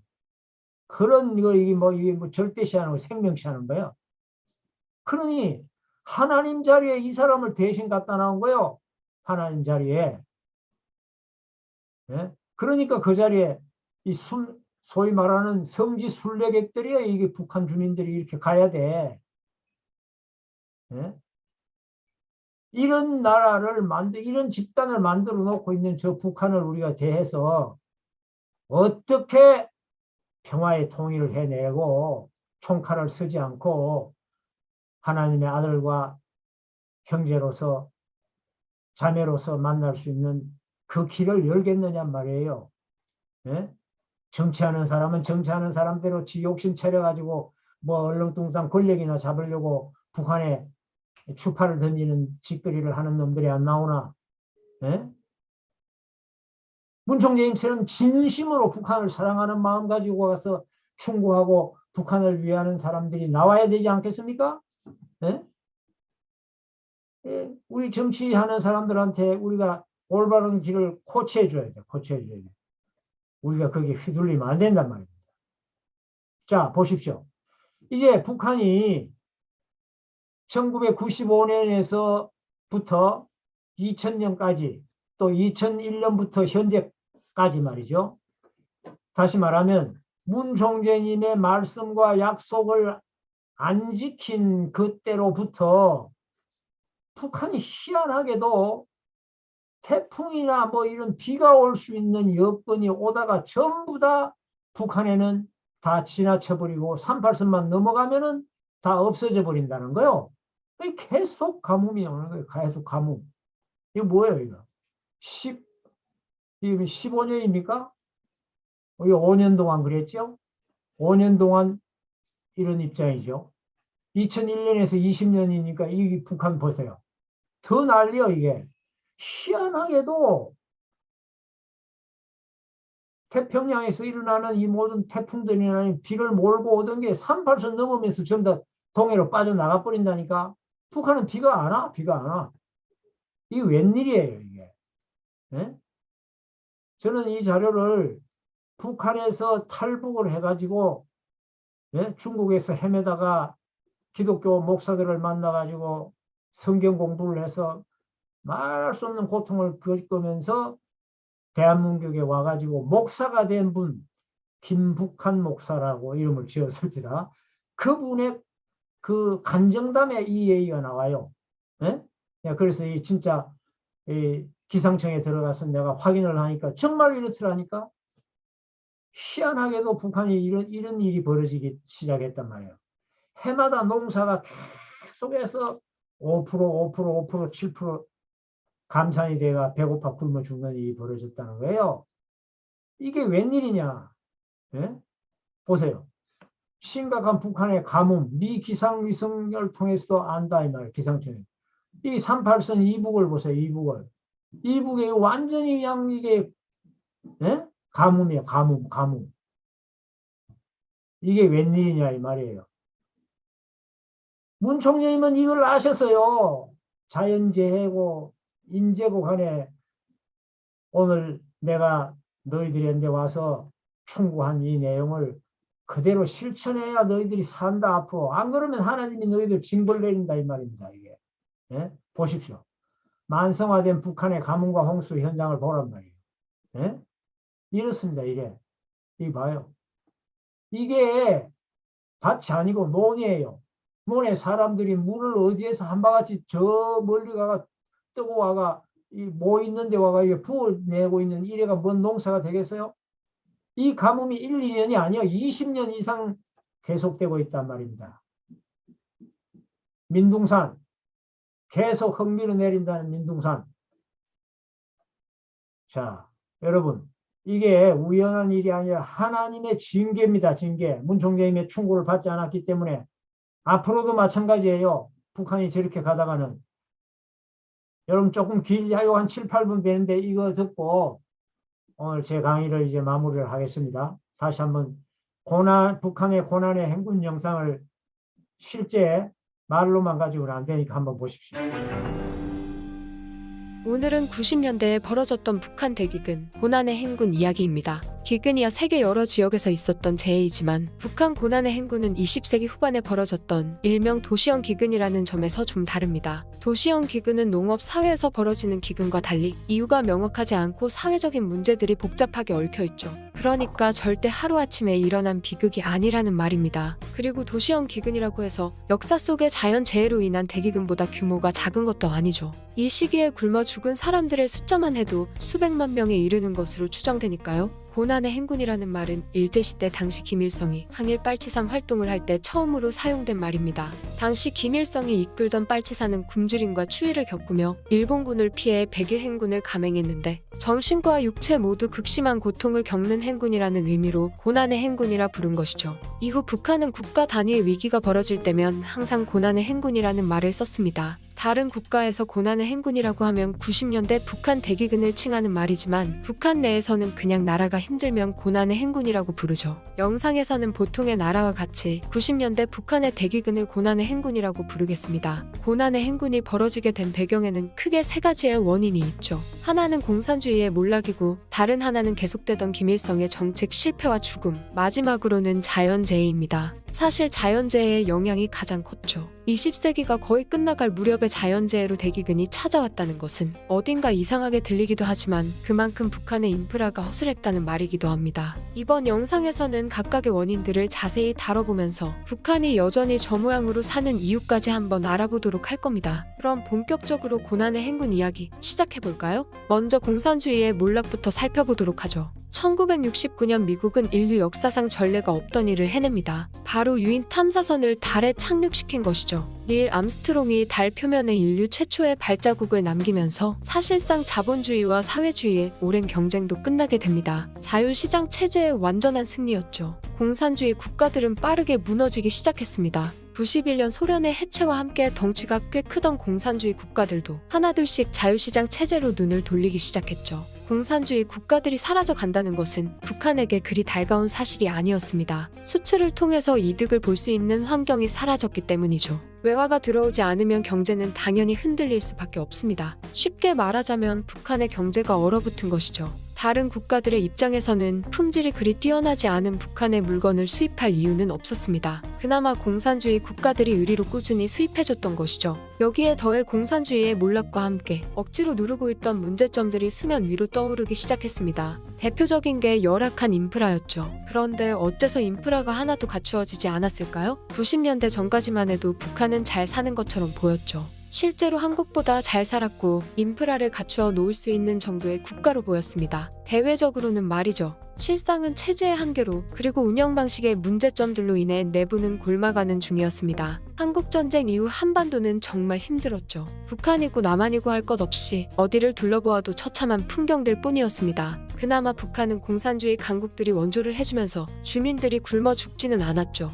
60년대를 지나 70년대에 이르면서 북한은 가장 살기 좋은 시대를 맞이했습니다. 하지만 이것도 보여지는 모습이었을 뿐 북한의 경제는 복구가 불가능할 정도로 망가지는 중이었죠. 이때도 소련을 비롯한 공산국가들의 원조 없이는 살 수 없는 상태였습니다. 김일성은 빌린 돈도 못 갚는 주제에 산업을 개발해보겠다고 계속 빚을 늘려갔죠. 북한의 경제는 성장은커녕 퇴보의 퇴보만 이어갈 뿐이었습니다. 그리고 1973년 5.1 쇼크가 벌어졌을 당시 북한은 사실상 디폴트 상태였죠. 80년대에는 꾸준히 마이너스 성장률을 달성했고 90년대에 들어서 무너져 내리기 시작한 것입니다. 93년과 94년에 연속적으로 지독한 가뭄과 홍수에 시달렸으니 말이죠. 기름을 수입해다가 쓸 능력도 안 되는 북한에게 있어서 농가의 죽음과 탄광이나 발전소 같은 시설물의 파괴는 뼈아픈 타격이었습니다. 사실 이런 발전소나 공장도 일제시대 때 사용하던 것들입니다. 그러니까 북한이 그토록 선전하던 공업의 이점도 사실은 자기들이 개발한 것이 아니라는 이야기죠. 어쨌든 발전소가 무너지면서 전기가 끊어졌고 전기가 끊기니 북한의 공장과 주요 운반책이었던 철도 역시 막히게 됩니다. 물자 운반에 장애가 생기니 생산량도 바닥을 기었죠. 복잡하고 허술하게 얽혀있던 북한의 생산 라인은 꼬리에 꼬리를 물며 망가졌고 결국은 나라가 마비되는 지경까지 이른 것입니다. 원금은커녕 이자도 못 갚던 북한은 이제 도움을 요청할 국가도 없었죠. 이미 갈 때까지 간 것 같은데 아직 한 가지 사건이 남아있죠. 바로 김일성의 죽음과 김정일의 권력 세습입니다. 김일성의 죽음이 북한 경제와 무슨 연관이 있는지 의아해하실 분들이 계실 텐데 김일성의 죽음 자체만 보면 북한의 경제와는 아무런 연관이 없죠. 문제는 김정일이 권력 세습을 하겠다고 벌인 짓들입니다. 안 그래도 분위기가 뒤숭숭했는데 김정일이 벌인 숙청과 핵개발은 아예 쐐기를 박았죠. 그 누구도 북한과 거래하고 싶지 않았습니다. 자국에서는 당원들 포함 주민들까지 잡아다가 족치고 무단으로 핵개발까지 착수한 북한과 누가 거래를 하고 싶을까요? 상황은 계속해서 안 좋은 쪽으로만 흘러갔고 피해를 보는 것은 주민들이었습니다. 수출 사업도 외부 지원도 모두 끊어지자 북한은 주민들의 식사 배급량을 건드렸죠. 외곽부터 차례대로 배급량을 줄였고 아예 배급을 중단한 지역도 있었습니다. 주민들의 입장에서 배급이 사라진 것은 죽음으로 몰린 것이었죠. 배급 없이는 당장 살아갈 수 있는 방법이 없었으니 말입니다. 몇 날 며칠이 지나도 배급이 들어오지 않으니 주민들이 살 수 있는 방법은 딱 하나였죠. 일단 닥치는 대로 먹는 것이었습니다. 사람들은 먹을 수만 있으면 가리지 않고 먹었죠. 풀은 기본이고 나무 껍질이나 옥수수 뿌리, 심지어는 개구리 알까지 말입니다. 이마저도 먹을 수만 있으면 감지덕지였고 도저히 먹을 게 없을 때는 벽지 속의 풀까지 먹었다고 합니다. 너무도 끔찍한 현실이죠. 계속되는 숙청과 아사로 이미 사회는 혼란해졌고 여기다가 사람이 사람을 먹는다는 소문까지 돌면서 주민들의 불안감은 절정에 달했습니다. 고난의 행군은 3년 만에 끝났지만 주민들의 굶주림은 끝나지 않았죠. 무엇보다 굶주림과 죽음에서 오는 공포는 아무리 시간이 지나도 쉽게 떨쳐지지 않았습니다. 지옥 같았던 3년은 북한의 많은 것들을 바꿔놓았죠. 고난의 행군으로 생긴 것 중에 대표적인 것이 암시장입니다. 80년대까지만 해도 시장은 자본주의의 산물이라며 철저하게 배척했지만 배급 하나로만 식량을 해결하는 것은 위험하다는 것을 깨달았는지 시장을 허가한 것이죠. 배급이 어려울 때는 알아서 사 먹으라는 것입니다. 그리고 시장을 인정했다는 것은 사유재산을 인정한다는 의미이기도 하죠. 공산주의 국가에 계급이 존재한다는 점만 해도 어이가 없는데 시장의 사유재산까지 인정했으니 사이비 공산주의라는 별명이 생길만 합니다. 제한된 시장이라고 해도 일단 시장이 생겨나면 그 속에서는 돈을 버는 사람들이 생기게 됩니다. 일명 자본가들이 등장하게 된 것이죠. 자본가들은 밀수와 무역을 통해 엄청난 돈을 벌어들였고 새로운 세력을 형성하게 됩니다. 당원들조차 어떻게 할 수 없는 세력이 되었죠. 거기다가 더는 북한에서 살 수 없다며 탈출을 감행하는 사람들도 늘었습니다. 90년대부터 현재까지 탈북자 비율은 쉬지 않고 올랐죠. 이것 역시도 고난의 행군이 불러온 현상입니다. 굶어 죽나 탈출하다 죽나 매한가지니까 어떻게든 살아보겠다고 탈출을 감행하는 것이죠. 이렇게 북한은 점점 더 정체성을 잃어가는 중입니다. 북한은 국가라고 보기도 뭐하고 그냥 왕조만 부활시킨 집단으로 보이죠. 현재 북한은 다시 한번 고난의 행군을 맞이할 위기에 처해 있습니다. 2020년 태풍과 홍수로 꾸준한 식량난을 겪어왔고 작년에는 폭염으로 많은 사람들이 죽었죠. 생산량도 대폭 줄었습니다. 불행인지 다행인지 폭염이 가뭄으로 이어지지는 않았지만 21세기에 자연재해로 기근이 생길 뻔했다는 사실은 상당히 놀랍죠. 북한이라는 집단이 얼마나 허술한 것인지 가늠도 안 됩니다. 앞에서 북한은 나라가 좀 힘들어지면 고난의 행군이라고 부른다고 말한 거 기억나시나요? 21년 4월 김정은은 고난의 행군을 다시 선언했습니다. 현재 북한은 핵으로 인한 제재까지 더해져 지폐를 찍어낼 잉크도 부족해 돈표라는 것을 발행하고 있죠. 뒤숭숭한 분위기를 잡으려 공포 정치도 다시 재개했고요. 과연 북한이 얼마나 버틸 수 있을지 궁금하네요. 19세기 후반에 찾아온 북한의 대기근, 고난의 행군 이야기. 이번 편은 여기까지입니다. 여러분 정말 그 영상에 나와 있는 그 나레이션이 좀 빨라서 어떻게 좀 이해가 덜 된 부분이 있겠지만은 그림으로 전달된 내용이 많다고 생각됩니다. 보십시오. 이제 북한의 하나님을 우리가 생각해 보십시다. 북한의 하나님이 어떤 일을 하셨을까? 우리 문 총재님께서 북한에 가셔가지고 주체 사상을 내려놔라. 왜 그러셨느냐? 저 북한의 참상을 보십시오. 그 뒤에 진행되는 그 약속을 그대로 지키고 말씀에 따라서 정말 왔더라면 저렇게까지 안 갔을 텐데, 어떤 의미에서 김일성, 김정일 이 패들은 문 총재님의 그 참 선의의 귀중한 그 충고의 말씀을 가지고도 듣는 척 하면서 그 역으로 문 총재님 기반을 이용하려고만 생각했는지도 모르죠. 네? 그러니까 하늘이 회초리를 들고 북한을 저렇게 치고 있습니다. 무관심해서 내버리면 더 큰일이지인데 회초리라도 들었으니까 북한 사람들이 지금이라도 깨치고 회개하고 돌아서면은 축복이 내릴 거예요. 네. 이 화면을 여러분 잠깐 보시고 북한의 하나님이라는 유튜브에 들어가서 이걸 쳐셔서 꼭 이 말씀을 전하고 있는 목사님 얘기를 한번 들어보세요. 아까 말한 탈북하신 김북한 목사님의 북한 생활에 여러 가지 북한에 변화되는 북한에 있었던 여러 가지 내용을 기독교적 관점에서 증언을 하고 있는 내용입니다. 대단히 우리가 참조해야 할 내용이에요. 그 다음 또 한 분, 북한 감옥에서 949일을 살다가 나온 임현수 카나다에 가 계신 목사님인데 이분의 간증담도 여러분이 유튜브에 나와 있습니다. 꼭 한번 보십시오. 얼마나 정말 우리가 본받아야 할 내용이 많은지 모릅니다.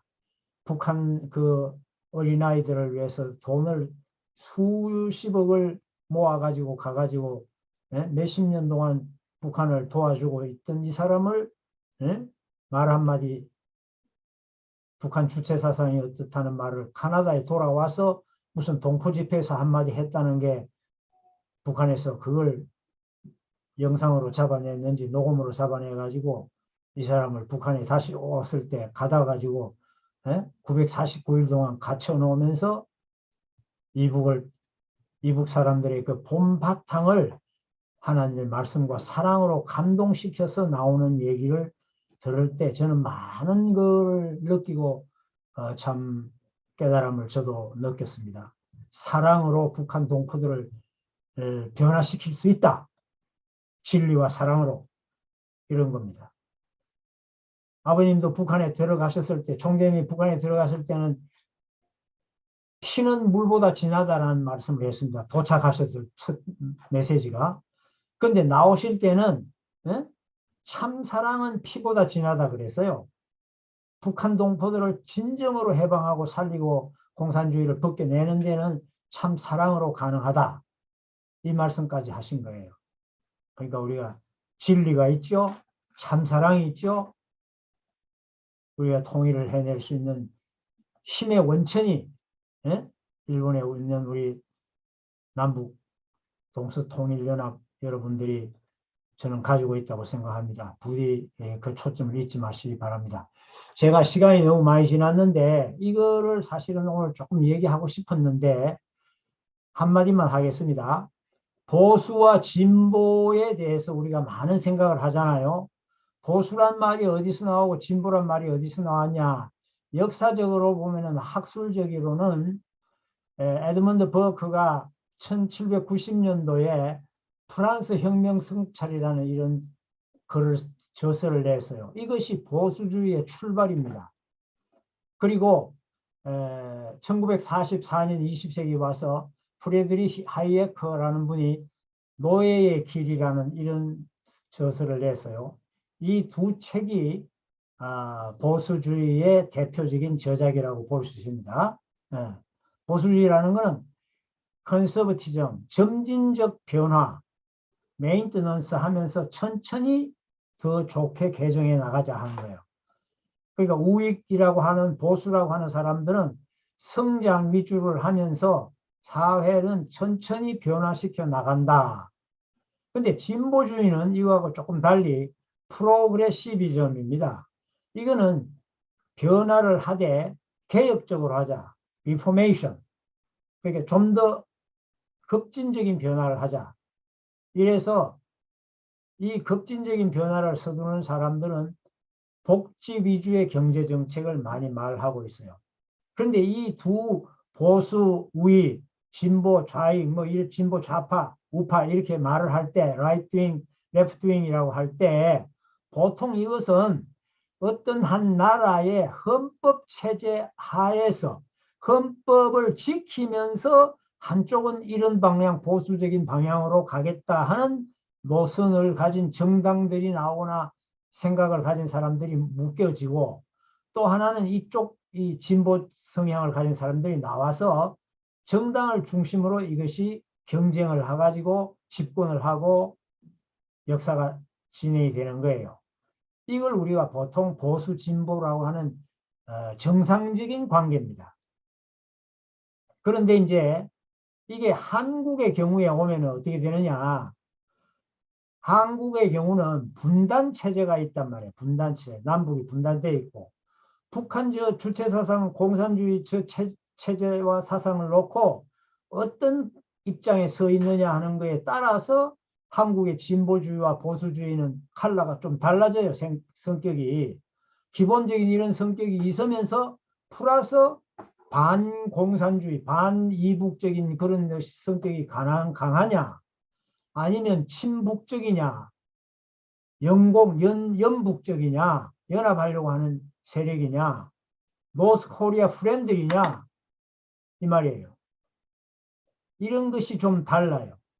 그래서 이 북쪽으로 더 많이 치우치면 더 좌로 가겠죠. 그 극좌적으로 가는 사람들은 대한민국을 뒤집어 엎어서 혁명을 해서 헌법을 부정해가지고 기본 체제를 전복을 해서라도 적화 통일을 하자라는 쪽으로 가는 좌파들까지 나오는데, 이게 대한민국의 하나의 딜레마예요.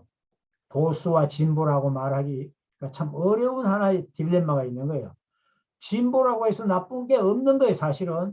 그러나 뭐 어떤 절대적인 기준에서 보면 다 부족한 점이 양쪽에 다 있겠죠. 그렇지만 헌법을 준수한다는 면에 있어서는 있을만한 내용이죠. 오른쪽 팔, 왼쪽 팔이고 오른발을 왼발과 같이 둘이서 보완해 줄 수 있는 거예요. 근데 한국은 좀 다르단 말이에요. 예를 들면 우리나라는 말만 떨어지면 이번 정권은 촛불 정권이라고 그러고 촛불혁명 정권이라고, 촛불혁명 정신을 뭐 떠받들고 따라가는 게 공무원들의 사명이라고 얘기했잖아요. 그 이 사람들이 4.3 사건 해결하고 우리 근대 역사를 갖다가 지금 해석하는 게 달라졌어요. 북쪽에 가까운 얘기를 하고 앉은 거예요. 중고교 국사교과서가 근대 현대화가 어떻게 하느냐, 이게 많이 변질이 됐습니다. 북한에 가서 노동상을 하고 했던 그 김은봉이가 중국에서 무슨 독립운동할 때 한때 뭐 좀 이런저런 일을 한 그걸 가지고 김문봉이 대한민국 국군 창설의 뿌리래, 뿌리. 예? 이런 정신을 가지고 있는 사람들이 나라의 집권자가 됐단 말이에요. 어떡하면은 토착외구라는 말을 하면서 반일 운동을 합니다. 반미 운동을 합니다. 그런 사람이 진보예요, 진보. 이 진보가 아니고 이거는 친북이죠. 친북. 헌법 정신을 어기는 거예요. 헌법 정신을 어기요. 자유민주주의 시장 경제를 부정하는 것은 정상적인 진보가 아닙니다. 그 다음에 이제 또 하나 우리가 흥미있게 보수가 진보라고 말할 때 하나 알아놓으십시오. 조지 레이코프라는 미국에 있는 유명한 인지과학자입니다. 이 사람이 인지학자인데 이 사람 재밌는 책을 썼어요. 모럴 폴리틱스라고 도덕 정치론입니다. 도덕 정치론. 이 원저가 이건데 이걸 제가 번역했어요. 제가 미국에서 몇 년 있는 동안에 미국 정치에 대해서 하도 이해하기가 어려워서 예전에 고민하다가 서점에 다니면서 공부를 좀 해야 되겠다고 하다가 발견한 책이 이건데 이 내용을 쭉 읽고 보니까 너무나 제가 참 원리를 공부한 입장에서 깨달음을 주고 미국 정치를 이해하게 설명을 해주더란 말이에요. 조지 레이코프 이 사람은 자체가 진보 진영 쪽에 있는 사람이에요. 그런데 이 사람이 보수주의와 진보주의를 이렇게 여러 아이템을 놓고 설명에 들어가는 그 원칙을 놓고는 이해하는 데는 도움을 많이 받는 좋은 책입니다, 이게. 그래서 이 사람이 말하기를 국가라는 것은 가정의 확대단 말이야. 국가는 가정이 확대된 거예요. 네? Nation as family예요. 이렇게 얘기합니다. 그래서 보수주의라는 것은 그 도덕적인 기준이 있대요. 그 가정의 도덕은 부모가 자식을 어떤 원칙으로 양육하는가, 기르고 있는가 하는 거 아닙니까? 그와 마찬가지로 국가는 부모의 입장에 있는 게 누구냐 하면 정부라는 거예요. 정부. 국민이 자녀와 같은 입장이라는 거예요. 그게 정부가 국민에 대해서 어떤 도덕적 기준을 가지고 가치관을 가지고 대하느냐. 이거는 집안의 부모가 자식을 어떤 원칙을 가지고 기르느냐 하는 것과 같다는 거예요. 보수주의는 뭐냐? 엄격한 아버지의 도덕 철학이라는 거, 도덕관이라는 거예요. 스트릭트 파더 모랄리티라는 겁니다, 이게. 보수주의는 이런 원칙을 가지고 있다 이거예요. 근데 진보주의는 뭐냐? 이거는 뉴트런트 페어런트. 자애로운 부모의 도덕관이라는 거예요. 그냥 그저 자식들한테 너그럽게 인자하게만 대하려고 하는 어머니 또 아버지 중에도 그런 사람이 있겠죠. 엄격한 아버지 어머니는 또 다르잖아요. 이 두 도덕적인 성향과 철학에 의해서 진보주의가 나오고 보수주의가 나온다. 정부가 국민에게 자애로운 부모 역할을 하겠다. 그러면 진보주의로 간다는 거예요. 그게 뭐예요? 모든 것이 국가가 세금을 많이 걷어가지고 그걸 가지고 그저 뒤떨어지고 약한 사람들한테 많은 사회보장 제도를 해주고 뭐든지 국민을 베풀어 주겠다 하는 게 진보 쪽이 많다는 겁니다. 뭐든지 허용을 하겠다. 뭐든지 풀어주겠다. 근데 보수 쪽은 뭐예요? 보수 쪽은 안 그렇다 이 말이에요. 보수 쪽은 모든 개인들이 자기 삶을 책임져라 이런 입장에 선다는 거예요. 엄격한 아버지는 자식을 강하게 키운다는 겁니다. 강하게. 스포일을 안 시킨다는 거예요. 어머니가 월급을 받는데 만약 한 달에 100불 수입이 있으면 100불 안에서 생활하도록 자식들을 훈련시키고 배가 고플 때는 점심을 못 먹어도 지나가고 또는 지가 아르바이트를 해서 음식을 사 먹어라 이렇게 하는 게 보수라면 진보는 그렇게 안 하고 그 자식이 배고프다 그러면은 자기 수입을 넘어서서 크레딧 카드로 긁어서 빚을 내서라도 그 자식을 먹여줘야 되겠다고 하는 아주 사랑의 마음을 자애로운 마음이라고 말할 수 있어요. 이렇게 하는 게 진보주의에 가까운 거예요. 그 어느 쪽이 옳으냐 이거예요. 그 나라의 정부도 그런 입장에 선다 이 말이죠. 참 흥미있는 내용입니다. 이 책 나는 여러분들이 한번 읽어보기를 나는 권하고 싶어요. 근데 이제 여기에 이렇게 되다 보면은 포퓰리즘 문제가 나오는 거예요. 국민들이 원한다면 유권자에게 표 얻기 위해서는 뭐든지 민중에 아부하는 정책을 내놓을 수 있죠. 그러니까 그 민중이 이제 국민이 문제라. 국민이 거스르면 국민의 손에 죽음을 당하고 국민을 따르면 민주가 함께 같이 망한대. 요새 우리 베네수엘라 얘기 많이 하잖아요. 자, 그 다음에 민주주의의 최대 약점은 뭐라고 하냐. 미국 제2대 대통령 존 함스가 말했대요. 포퓰리즘은 민주주의의 자살이다. 지금까지 자살하지 않은 민주주의는 그 어디에도 없다. 민주주의는 결국 하다 보면은 선거를 통해서 표를 얻어야 되기 때문에 표 얻으려고 하면은 일반 레이피플한테 유권자들한테 자꾸 뭘 공약을 그냥 선심 공약을 해야 돼. 크레딧 카드를 자꾸 긁어야 돼. 국가의 예산 생각도 안 하고. 우리 지금 대통령 선거하는 한국을 그 보면은 참 선웃음이 나올 때가 많아요.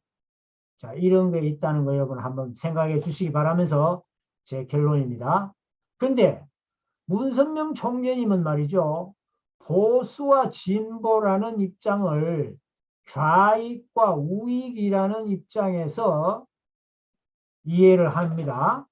좌익은 이거 어디서 온 거냐 할 때 흥미있게도 무슨 뭐 옛날에 프랑스 혁명 이후에 국민의회 때 좌석 배치를 가지고 왼쪽 오른쪽에 앉았으니까 좌익이다 우익이다 이렇게 말했다고 보통 역사적으로 얘기하지만은 문 총재님은 예수님이 이 세상을 구하러 오셨을 때 일생을 다 피땀을 흘려서 참 십자가에 돌아가는 입장에 처해셨으면서도 나라의 인류를 사랑하는 그 사랑을 조건을 세우고 가실 때에 그들과 함께 강도들이 처형을 당할 때 예수님의 오른편에 있는 강도는 예수님을 증거를 하고 우리는 죽어 마땅하지만 예수님 무슨 죄가 있느냐 우리의 영혼을 예수님께 부탁드립니다 했던 이 하나님을 따르고 예수님을 따르는 마음 가지고 오른편 강도가 있었고 왼편 강도는 하나님 아들이라면 한번 그것을 내려보세요 하고 비웃었던 애가 있어요.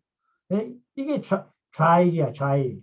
이 좌익이 예수님이 재림하실 때쯤 되면 세계적으로 확대돼 가지고 이 왼편 강도와 같은 입장에서 등장하는 게 공산주의 신령이라는 거예요. 공산주의 신령, 무신론, 반기독교, 유물론적인 세계관을 가지고 있는 세력이란 말이에요. 오른편 강도는 예수님을 인정하고 하나님을 인정한 자유민주 진영이에요. 이 두 쪽이 왔다 이게. 이거는 마치 예수는 머리요 부모님과 같다 이게. 그 머리요 부모 중에도 타락하지 않은 참된 부모님과 같은 입장에 오신 예수님이기 때문에 이분을 위치로 봐서 머리고 참된 부모에 계시는 분을 좌익과 우익이라는 개념에서 머리라고 하자예요. 머리. 우리가 몸에 머리에 중심을 놓고 오른팔 왼팔이 있고 오른다리 왼다리가 있잖아요. 그런 관점에서 보시는 참으로 우리가 감히 생각하지도 못했던 두익이라는 개념을 얘기하셨어요. 그러면 좌익 왼팔은 마치 한쪽 형제와 같고 또 다른 오른쪽 팔, 오른쪽 다리, 오른쪽 눈 뭐 이런 쪽이 다른 건 또 하나의 형제야. 이 둘이가 지금 싸우잖아요. 이 싸우는 거를 좌익과 우익이 언제나 지금 싸우죠. 이걸 해결하는 데는 머리가 있어야 둘을 조종하고 통합시킨단 말이에요. 머리가 부모의 사상을 가지고 나오는 분이 나와야 된다. 참 부모의 사상. 그것이 두익 사상이고 하나님 사상이다.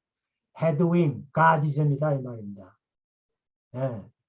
그래서 앞으로 이상사회에 어떤 정치가 있고 정당이 있다면은 그건 뭐냐 하면은요. 엄한 아버지, 아까 나왔죠? 엄한 아버지와 자애로운 어머니가 이상적 가정에서는 엄부 자모가 계셔야 돼, 중심에. 그게 확대되는 게 국가라고 그랬잖아요. 그러니까 국가에서는 그런 정치권에 있는 정치의 정당 또는 정부를 담당하는 사람은 엄부 자모의 역할을 하는 입장에 서 있어야 된다. 어떤 여당이 엄부라면 야당의 입장에 있는 사람들은 자모의 입장이 되고, 여당이 자모가 되면은 야당은 엄부가 되는 이런 입장에 되면은 거기에 자라나는, 그 가정에 자라나는 자식들은 균형을 가진 올바른 자식으로 성장시킬 수 있습니다. 엄부만 있어가지고 안 되고 자모만 하면 자식 다 버려요. 스포일 시킨단 말이야. 에? 엄부만 하면 너무 엄격하니까 애들이 또 여러 가지 부작용이 나올 거 아닙니까? 이거를 조화시키고 통합시키는 이런 정치적인 위상을 가지는 정부가 돼야 된다. 거기에 보수와 진보 또 이것이 그런 정치 형태로 가면서 우리는 문 총장님은 공생, 공영, 공이라는 말씀까지 하셨죠. 이런 것도 여러분이 한번 생각해보세요. 엄부자모의 정치, 정부라는 거. 자, 그러면 나머지는 앞으로는요, 정치는 반드시 정치에 대해서는요, 가정의 도덕관과 세계관을 물어야 됩니다. 정치인들에게. 당신의 가정 도덕관은 뭐냐, 세계관은 뭐냐 물어야 돼요. 그거 없이 포퓰리즘에만 떠드는 놈들은 전부 다 퇴출시켜야 돼요. 한국에서도 보수우파, 진보 좌파의 이상 변종이 나와서 진보 좌파는 주사파 종북 진보가 돼버렸고 보수는 또 수구적 기독권이 돼가지고는 또 안 된단 말이에요. 이 둘을 다 지향을 하고 뚫고 올라가서 종지부를 찍고 통합과 상생으로 공생, 공영, 공의의 길을 열 수 있는 엄부자모 정치의 길을 열어 나가야 된다 하는 것을 말씀을 드리고, 그 뒤에 여러 가지 현대 좌익 진보주의 요약한 거 이거는 여러분들 중에 쉽게 아는 거니까, 공성, 공영, 공의의 이념에는 앞에 말한 좌익들이 말하고 있는 그런 건 없는 거예요. 그래서 하나님이 이상세계 천일국은 하나님의 3대 축복이 실현되는 세계로서 보십시오. 제1축복, 그 나라는 혈통적 범죄를 절대로 저지르면 안 되는 나라예요. 여기에 모든 진보라고 하는 사람들의 무슨 성차별을 위주로 해가지고 별별 도덕적인 문제를 다 흐트러 놓잖아요. 사랑의 질서를 다 흐트러 놓잖아요. 결혼, 가정, 가치를 다 무너뜨리잖아요. 그거 다 바로잡아야 할 내용이 나오는 겁니다. 그리고 인권을 유린하지 말아야 된다. 사람 무시하면 안 돼요. 제2축복. 사람을 사랑하는 거예요. 하나님의 아들, 딸들을 부부가 자녀를 낳아서 지상에 가득하라.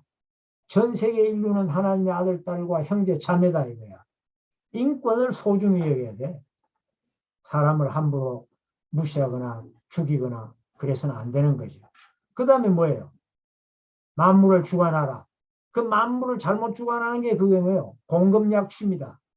이 3대의 이 가르침만 제대로 실현하면은 하나님의 이상세계의 키가 여기에 있다는 것을 알면은 오늘날 보수 진보의 여러 문제, 세계관 갈등 문제가 다 해결할 수 있는 진리가 들어있다는 걸 알아주시고, 두익 사상은 어느 곳에 가든지 언제나 이긴다 하는 소신을 여러분 가져주십시오.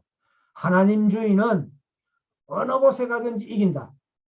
이거 제가 두익 사상 공부를 하면서